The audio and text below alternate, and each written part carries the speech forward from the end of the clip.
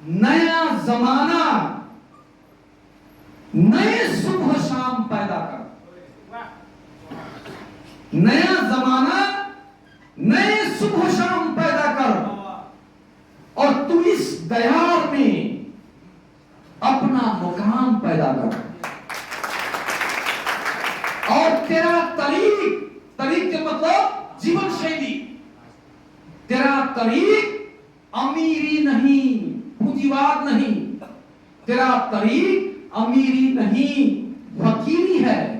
सरहारा बात, तेरा तरीक अमीरी नहीं, फकीरी है। और खुदी मतलब खुदी के मतलब स्वाभिमान, आत्मसम्मान। खुदी न बेच, गरीबी में नाम पैदा कर, गरीबी में नाम पैदा कर। इतना बात कहे, एक ना एक शम्मा अंधेरे में जलाए रखिए, निराश न हो। एक ना एक शम्मा अंधेरे में जलाए रखिए। सूरज अब निकलने वाला है, सुबह होने को है, माहौल बनाए रखिए। धन्यवाद।